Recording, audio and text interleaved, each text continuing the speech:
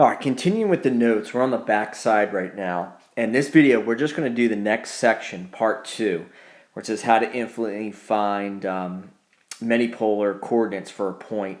You can see I wrote in there the hint. What we're going to go over is basically the same concept as coterminal angles.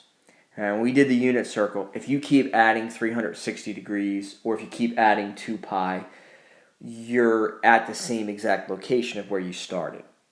All right, we saw in the last video there were a couple pairs. There were, I can't remember how many were, but there were a couple points that they were on the same exact location, but it wasn't the same exact r and theta. All right, so we'll also take a look at examples if r is negative, how that can affect it. All right, so how is this concept similar to coterminal angles? All right, if we have r and theta, if I want to get a point to be at that same exact location as r and theta, we could say that if you keep the radius the same, then for theta you could just add, we'll say 360k. Remember, k is the number of revolutions. Or if you have it in radians, it's plus 2 pi k. All right. But you have to keep the same radius. If the radius isn't the same, then you're at a complete different location.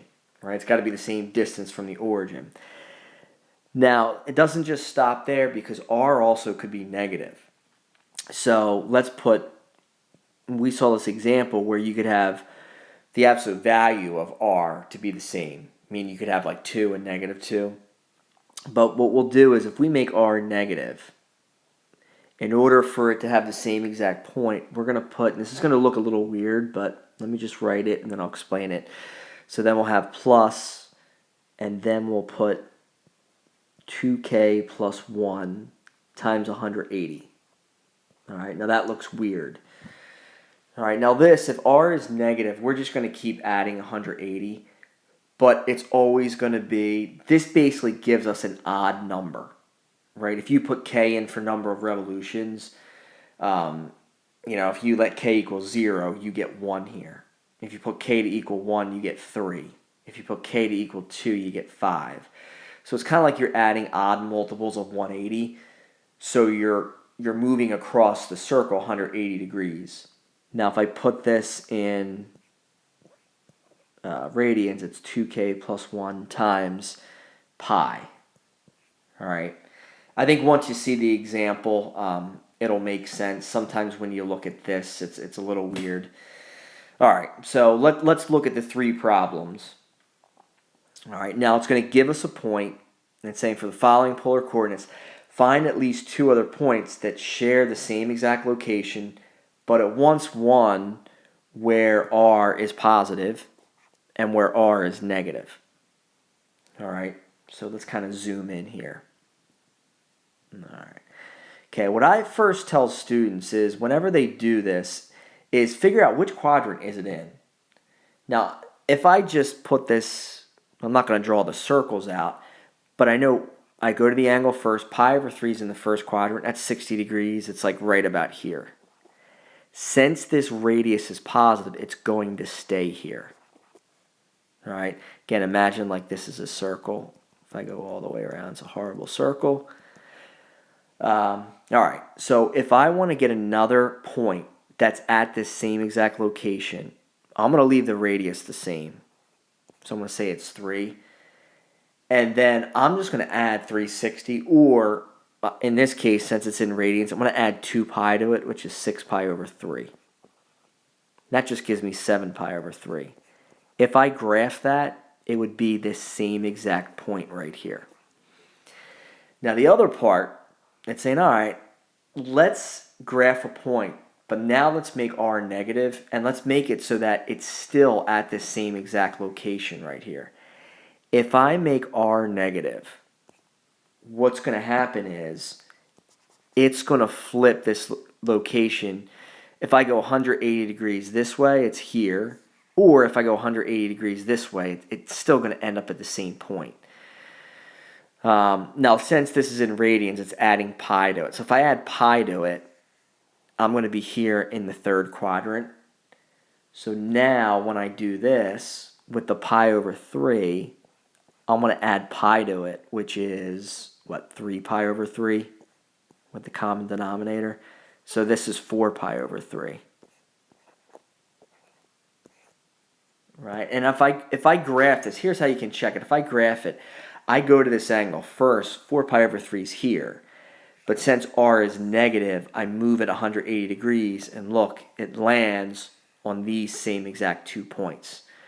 So all 3 of these points, these are all the same exact points, same location. Okay, but some of them, the r has to have the same absolute value. It could be either positive or negative, but the angles just kind of change. All right, let's say I did this one, number 2. So number 2, 7 pi over 4, that's in the 4th quadrant. So when I graph this, 7 pi over 4 is here. This is 7 pi over 4. But now, since this, it's almost like, you draw a circle going all the way around. Now this is going to flip 180 degrees. It's going to flip right over here. You basically just move it. It's basically symmetric to the origin. So you just move it across the origin. Now, this is where this point's going to be. So it's going to be in the 2nd quadrant. This is where that's going to be. Now, if I wanted to get points, let's say I keep the same radius. Then all I have to do to this is just add 8 pi over 4, which is the same as 2 pi. This would give me what? 15 pi over 4. Now, if I change this radius so it's positive, now what that means is this is where -1, 7 pi over 4 is. All right, right here. So now if I actually, since it's positive, I could just use this exact angle right here. And this exact angle is the 3 pi over 4 in the 2nd quadrant. That would be the same if I subtract pi from this, right? If I subtracted 4 pi over 4 from 7 pi over 4, I get 3 pi over 4. So this would be 3 pi over 4. Okay, all 3 of these are right here. This is where all of them are located. Okay, let's do one more. All right, so I go to the angle first. So -60, this is in the 4th quadrant, right? I just go down here 60 degrees. This is where this is. Now this radius is positive, so this point's going to stay here. All right, so this is what, -60 degrees. Now if I keep that same radius, then all I have to do is, for this, it's in degrees, I could just keep adding 360 or keep subtracting 360 from the -60. If I add 360 to that, I get to 300 degrees, which makes sense, that's in the 4th quadrant. So this would be, 300 degrees would exactly be here. Now if I want to make the radius negative, then I just take this point and I basically move it across the origin to here. Right? I'm kind of moving in a line, it's 180 degrees. So this point right here, if I added 180 to this, I get 120. That's almost the same. This 300, if I subtracted 180 from it, I get 120. So this angle, I'm going to make 120 degrees. Right? And if I graph this, 120 degrees is here. But since this radius is negative, it moves across the origin 180 degrees. And all three of these points are right there. All right, so I apologize. I usually don't make these videos as long. I usually try to keep them 5 minutes or under. But this is kind of a whole new thing. So it's really just going over the basics on plotting points, going to the angle first, and then using the radius to plot these points.